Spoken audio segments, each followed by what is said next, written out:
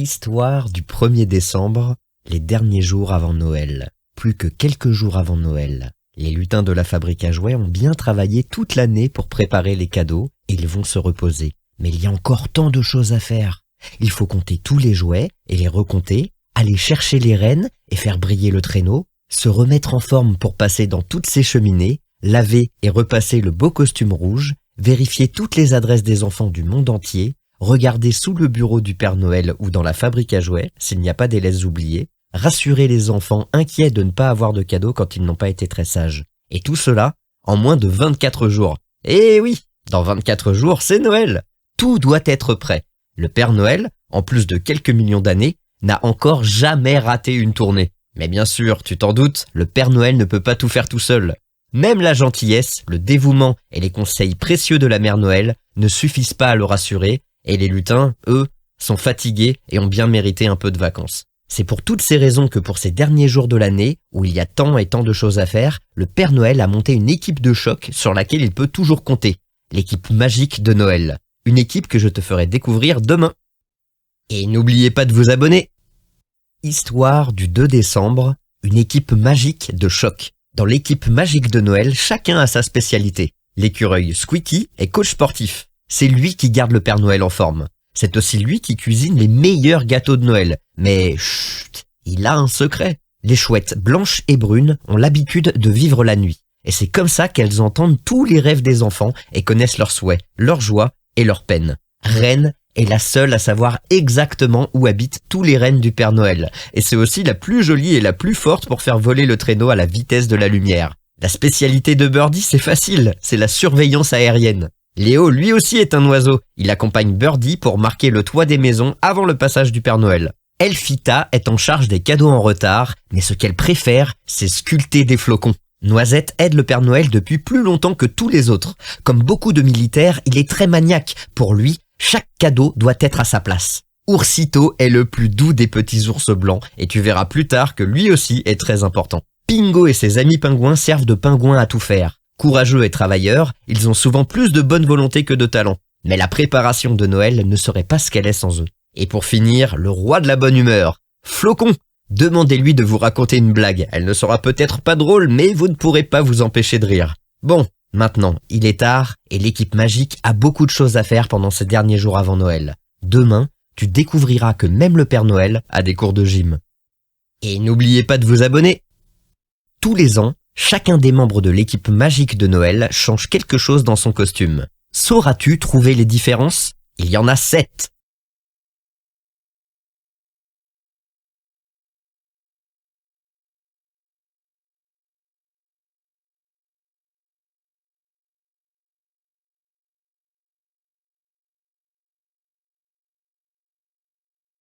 Ça y est, tu les as trouvées? Elles étaient ici. Et n'oubliez pas de vous abonner.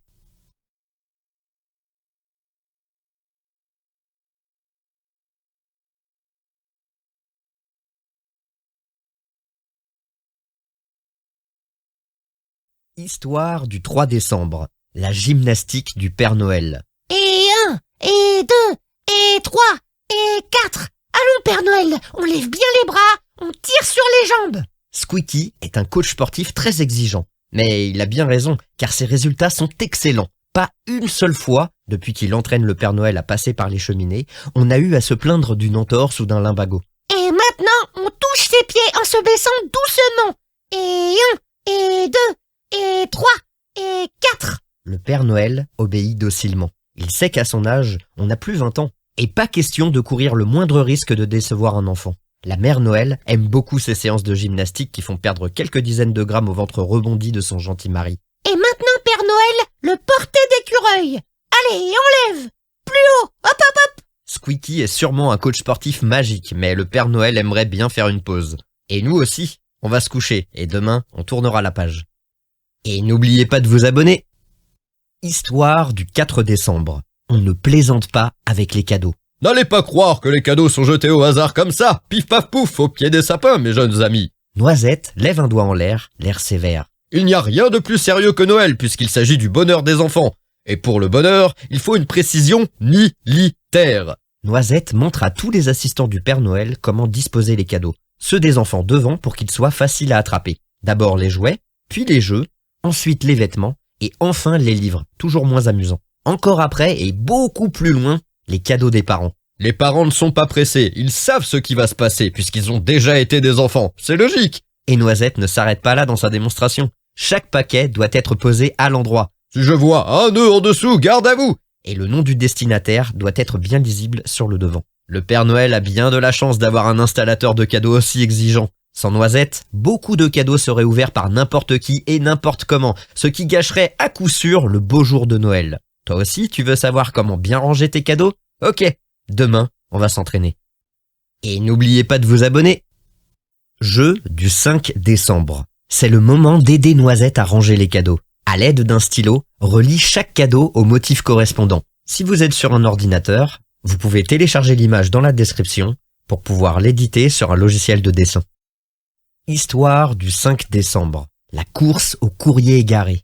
Tu dois bien te douter qu'avec les millions d'enfants dans le monde, il doit y avoir des lettres au Père Noël qui se perdent ou qui sont envoyées à une mauvaise adresse. Et pour l'équipe magique de Noël, tous les enfants du monde méritent un cadeau. Alors, chaque année, 4 volontaires, Birdie, Léo, Squeaky et Flocon, partent à la course au courrier égaré. Léo et Birdie par la voie des airs et Flocon et Squeaky en surf et en ski. Ils n'ont qu'une journée pour faire le tour des bureaux de poste et de toutes les boîtes aux lettres. Léo et Birdie vont chercher de l'autre côté de la planète. Squeaky et Flocon restent de ce côté parce qu'ils sont un peu moins rapides. Tu peux être sûr que d'ici 24 heures, tout le courrier perdu sera retrouvé et c'est autant de sourires d'enfants sauvés. Et toi, ta lettre est bien partie? Alors va vite dormir et demain, je t'expliquerai comment on fabrique les flocons de neige. Et n'oubliez pas de vous abonner.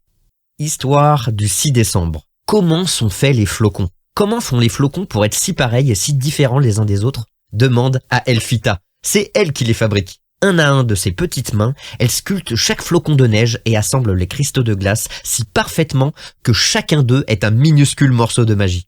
Elle est si rapide que tu as l'impression qu'une tempête de neige jaillit de ses mains pour s'envoler dans le ciel et retomber dans les hivers des villes et des villages du monde entier. À côté d'Elfita, il y a son assistant, Lutin la Bataille. On l'appelle comme ça parce que son rôle est de s'assurer que les flocons, quand on les serre bien fort dans ses moufles, fassent de belles boules, parfaites pour une belle bataille de boules de neige. Elfita et Lutin la Bataille ont au moins 2 jours de travail pour faire tous ces flocons, alors il vaut mieux qu'on les laisse tranquilles. On se retrouve demain. Et n'oubliez pas de vous abonner. Jeu du 6 décembre. Oups, Elfita a créé beaucoup trop de flocons. Arriveras-tu à retrouver quels personnages sont cachés sous ce gros tas de neige?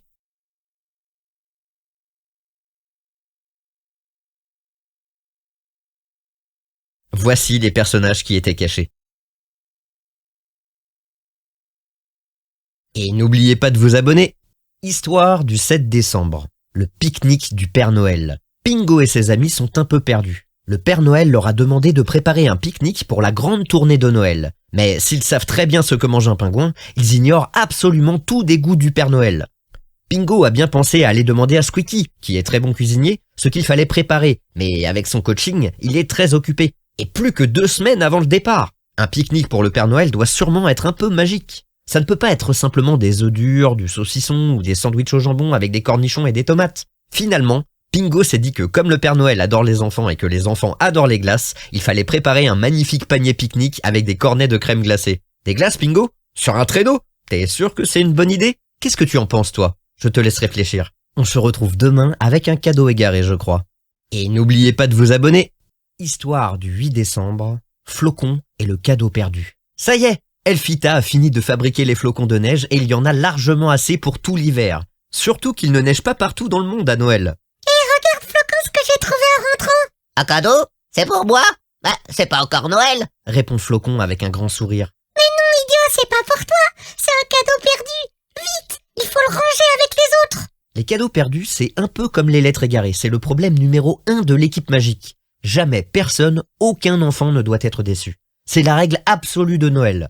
Alors, une fois passé la joie de recevoir un cadeau en avance, Flocon se dépêche d'aller ranger le paquet perdu avec les autres en attendant que Pingo les range dans le traîneau du Père Noël. Tout de même, j'aurais bien aimé que ce soit pour moi, dit Flocon, un peu déçu. Ne t'en fais pas, Flocon. Avec tous les efforts que tu fais pour sa préparation, je suis sûre que Noël te réserve une belle surprise. Toi aussi, tu aimes les surprises? Peut-être que tu en trouveras une en tournant la page. Mais tu dois attendre demain. Et n'oubliez pas de vous abonner.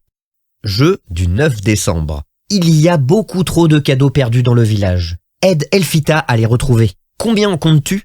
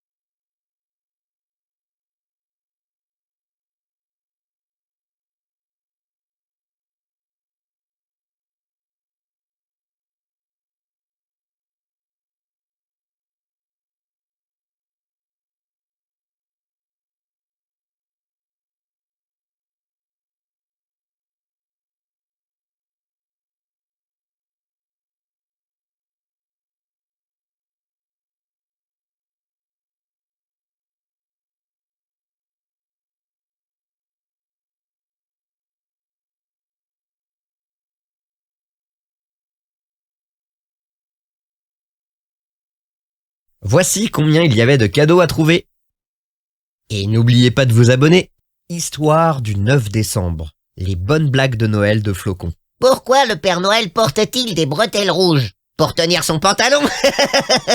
Avec son rire contagieux et ses blagues de Noël, Flocon sème la bonne humeur partout où il passe. Quelle que soit la fatigue, aucun des membres de l'équipe magique, ni même le Père Noël, ne peut s'empêcher de rire en écoutant cette devinette, pourtant déjà racontée des centaines de fois. La bonne humeur, à première vue, ça n'a l'air de rien, mais c'est très très important quand tu dois faire un travail précis avec très peu de temps. Une bonne ambiance permet de tout voir en couleur, de ne pas t'énerver, et surtout, de ne jamais te mettre bêtement en colère. Qu'est-ce qui a 34 jambes, 9 têtes et 2 bras? Demande encore Flocon. Le Père Noël est là. Répond en riant l'équipe magique. Le Père Noël a une tête, 2 jambes et 2 bras, et les 8 reines ont chacun une tête et 4 jambes, Précise Noisette sur un ton sentencieux.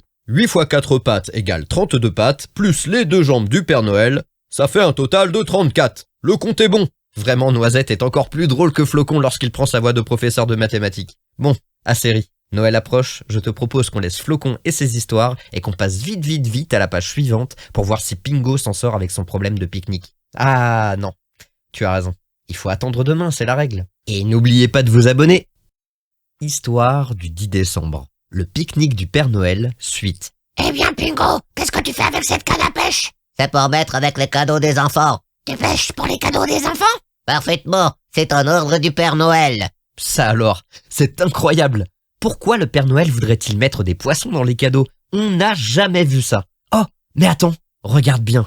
Ce ne sont pas des poissons que Pingo attrape. Bien sûr que non, je suis en mission bonbon, comme tous les ans d'ailleurs. Et si ça t'intéresse, je suis le meilleur pêcheur de sucettes du monde. Bien sûr, des bonbons. Il en faut des tonnes et des tonnes pour accompagner tous les cadeaux du Père Noël. Et ces bonbons, il faut bien qu'ils sortent de quelque part. Quel travail, tu es bien courageux, Pingo. De son côté, Squeaky essaie de pêcher des noisettes. Allons, Squeaky, les noisettes poussent dans les arbres, pas dans l'eau. Bon, cette histoire est terminée. On va fermer ce livre sans bruit pour ne pas effrayer les poissons. Enfin, les bonbons et les noisettes. Et je te donne rendez-vous demain pour un gros câlin. Et n'oubliez pas de vous abonner. Squeaky a pêché quelque chose. Relis les points pour deviner ce que c'est.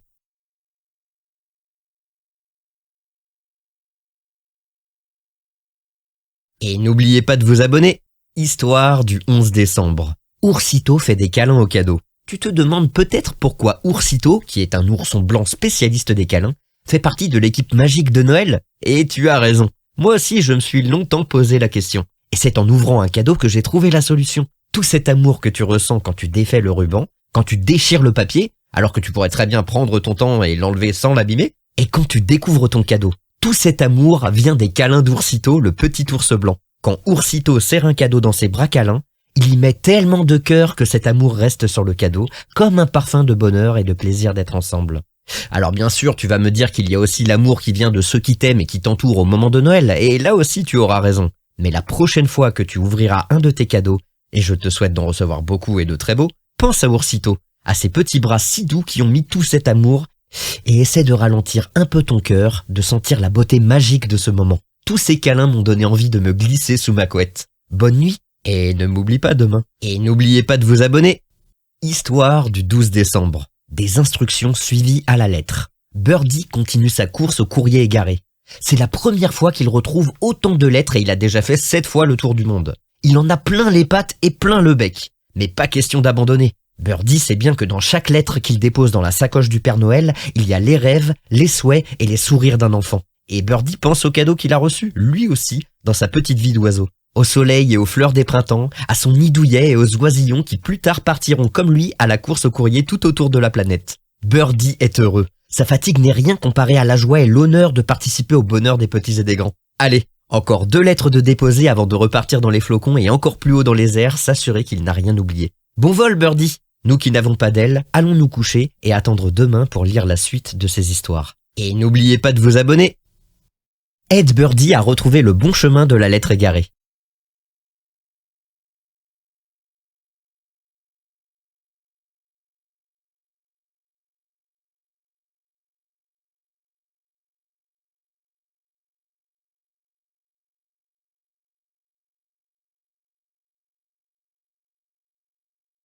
Ça y est, tu as trouvé? Eh oui, effectivement, c'était ce chemin qu'il fallait emprunter. Et n'oubliez pas de vous abonner. Histoire du 13 décembre.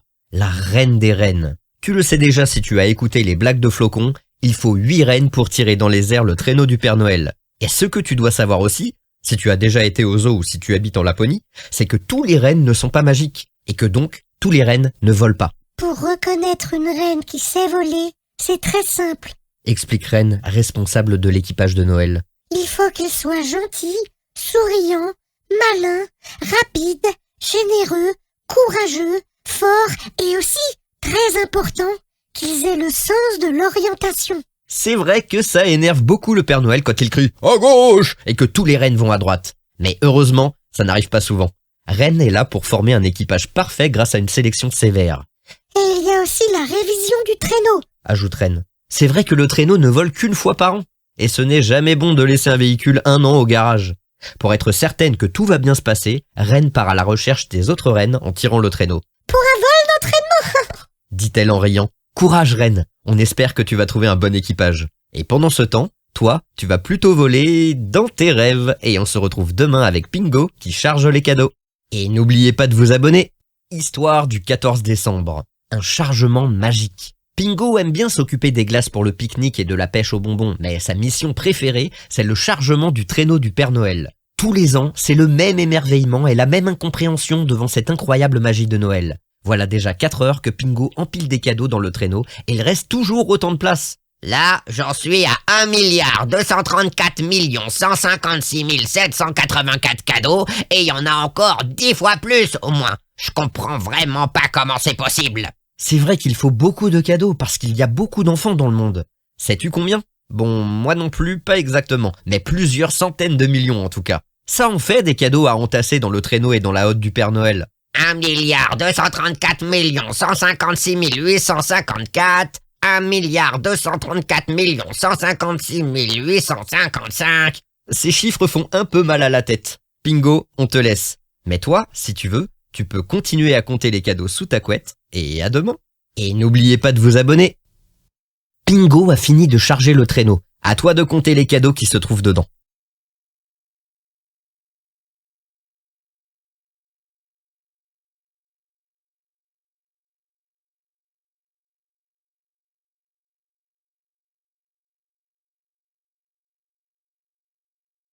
Ça y est, tu as trouvé? Et voilà combien il y en avait.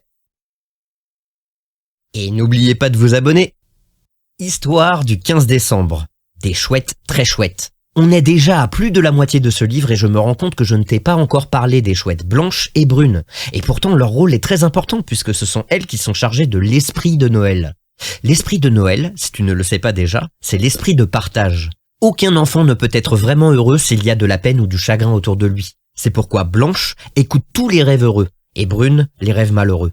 Blanche prend les sourires, les rires, la gaieté et l'amour. Brune, les larmes, la tristesse et les colères. Ensuite, Brune et Blanche mélangent tous les rires, la tristesse, les souhaits et les vœux avant de les remettre dans les rêves.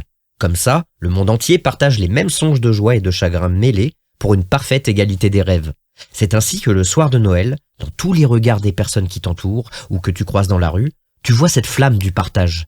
C'est l'esprit de Noël. Blanche et Brune ont beaucoup de travail, mais elles sont à chaque fois récompensées par l'espoir d'un jour de paix. Alors maintenant que c'est à toi de dormir, essaie de rêver d'un peu de bonheur en pensant à tous ceux qui n'ont pas ta chance. Tu verras, c'est chouette. Et à demain. Et n'oubliez pas de vous abonner. Histoire du 16 décembre. Un cadeau sous l'eau. Dring, dring, dring. L'alerte au cadeau perdu retentit.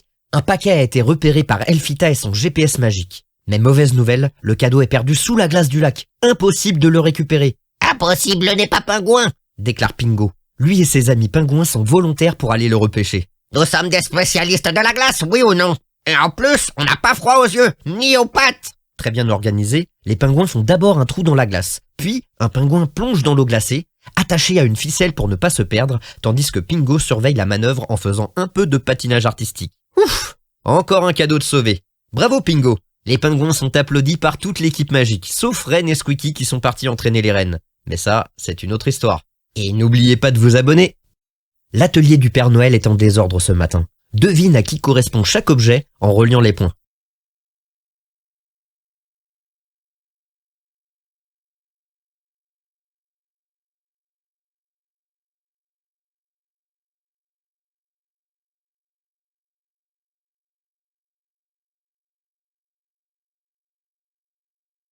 Ça y est, tu as trouvé? En effet, voici la solution. Et n'oubliez pas de vous abonner. Histoire du 17 décembre. Au trot, au galop. Après le Père Noël, Squeaky doit maintenant remettre les rennes en forme. Et ce n'est pas facile. Voilà 12 mois que les rennes broutent tranquillement sans faire le moindre effort. Leurs muscles sont rouillés et leur ventre rondouillet. Au trot, au galop. Squeaky s'énerve. Allons, c'est quoi cet équipage qui se traîne? Vous croyez que le traîneau va avancer tout seul? Ren aussi essaie de motiver ses compagnons. Comme elle a eu le temps de s'échauffer, elle passe devant et donne le rythme à la troupe. Au trot, au galop. Ça va déjà mieux.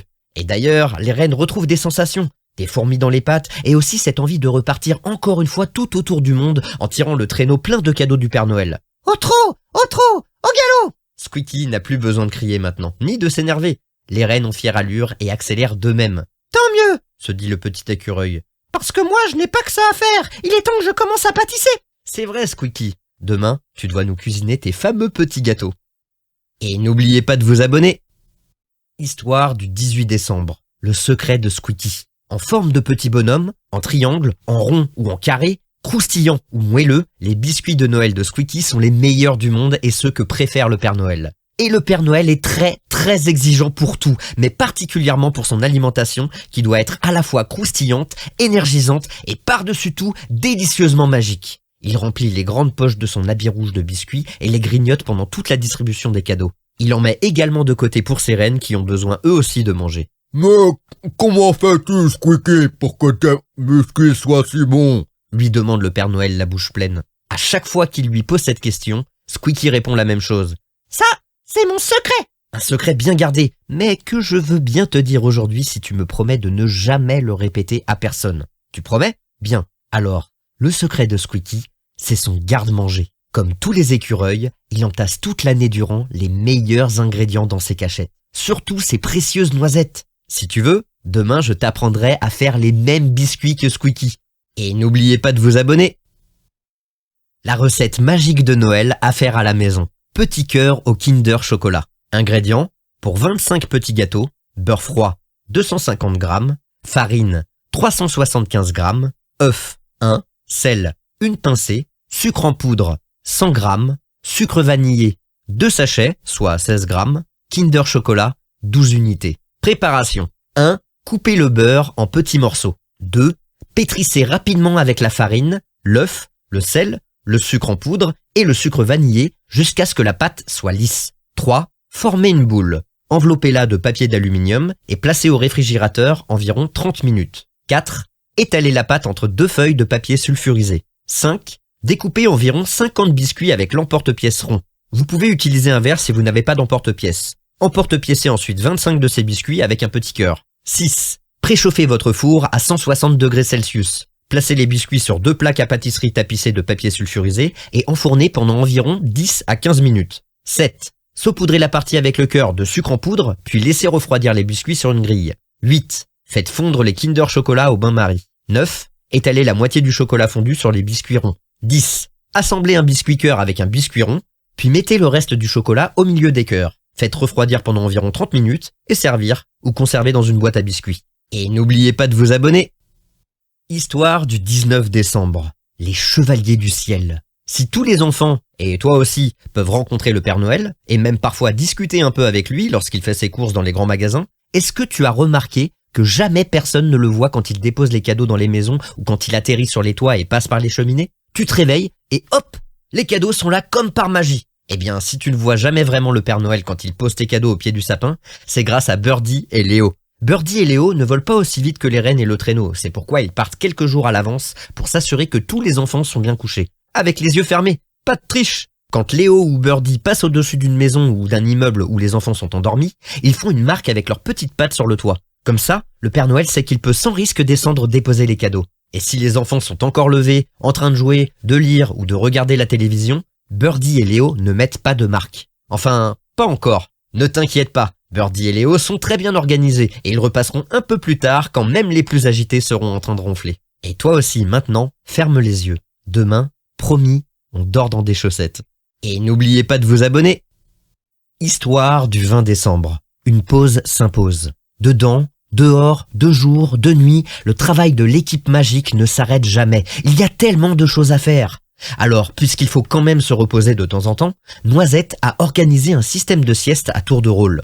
Chaque membre de l'équipe magique, quand c'est son tour, rentre à la maison et se glisse dans une des confortables et douillettes chaussettes de Noël afin d'y faire une petite sieste. Là, c'est le tour de Blanche, Pingo et Squeaky. Suspendus et bien au chaud dans leurs chaussettes, ils devraient en profiter pour fermer les yeux et se reposer. Mais ils sont bien trop excités. Ils préfèrent discuter et se raconter leur journée. Squeaky explique à Pingo comment il faut faire cuire les biscuits dorés à point. Pingo raconte comment il faut tenir sa canne à pêche pour attraper des bonbons. Squeaky imite le Père Noël quand il fait de la gymnastique. Pingo explique les dangers quand on nage sous la glace d'un lac gelé. Les deux amis bavardent et rien ne semble pouvoir les arrêter. Blanche, elle, ne dit rien. Elle n'arrive pas à dormir, bien sûr, mais elle a l'habitude. Et puis, toutes ces histoires l'amusent, elle veut entendre la suite. Oui, c'est un peu comme toi, sauf qu'il va falloir que tu attendes demain. Tu verras, on va bien s'amuser. Et n'oubliez pas de vous abonner. Devine qui fait la sieste dans les chaussettes cet après-midi?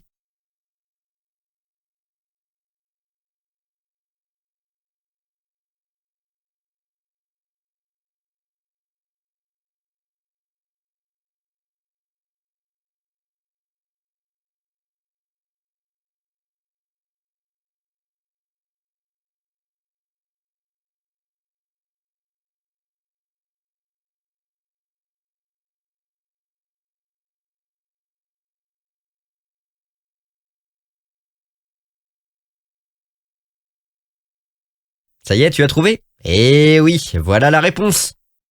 Et n'oubliez pas de vous abonner. Histoire du 21 décembre. Le briefing. J-4, mes petits amis, là, ça ne rigole plus. Plus que 4 jours avant Noël, Noisette a réuni toute l'équipe magique pour revoir une dernière fois en détail le rôle de chacun dans la distribution des cadeaux. Birdie et Léo, prêts à décoller et à marquer les maisons? Nos ailes sont prêtes et nos pattes bien propres et nettes. Bien. Elfita, les cadeaux. Tous les cadeaux perdus ont été retrouvés, même celui qui était sous la glace du lac. Parfait. Et justement, Pingo, où en est-on avec les bonbons? La pêche a été bonne cette année, Répond Pingo au garde à vous.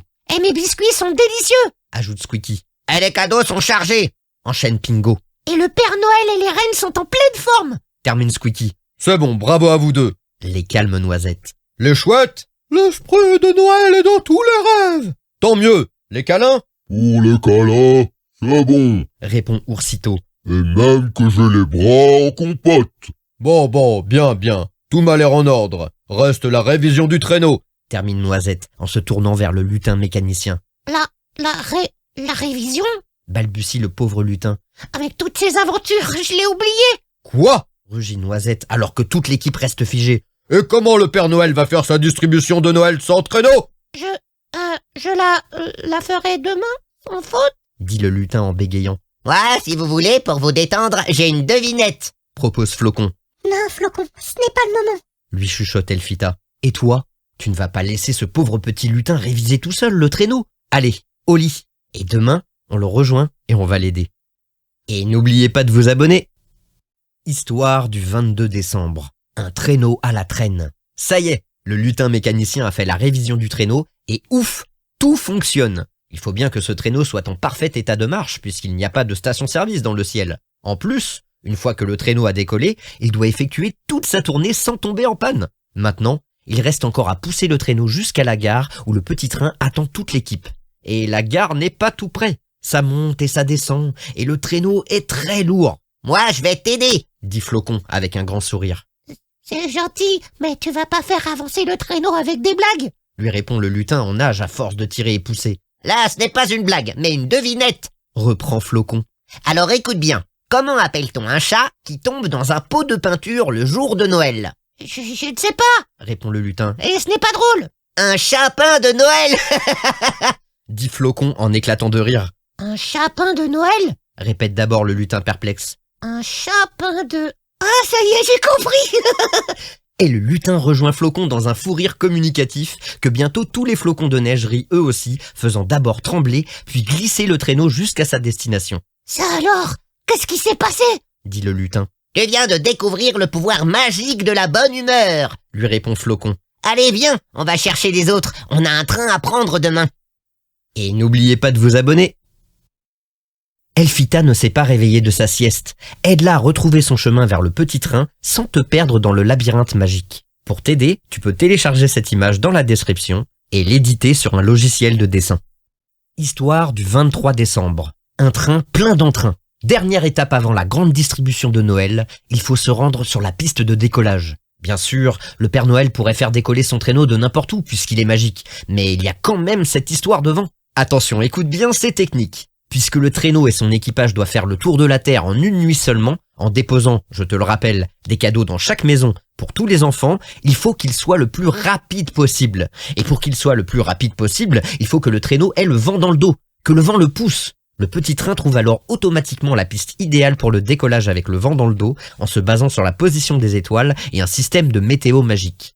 Enfin ça, c'est ce que raconte Noisette pour faire sérieux. Mais en vrai, après tout ce travail de préparation, tous ces jours passés à vérifier, compter, retrouver les cadeaux et les lettres égarées, le Père Noël aime bien récompenser toute son équipe magique en lui faisant faire un petit tour de train. C'est sa façon à lui de les remercier et de leur dire qu'il les aime. Allez, tchou-tchou! Bonne promenade les amis! Et bonne nuit toi! Demain, c'est le dernier jour. Et n'oubliez pas de vous abonner.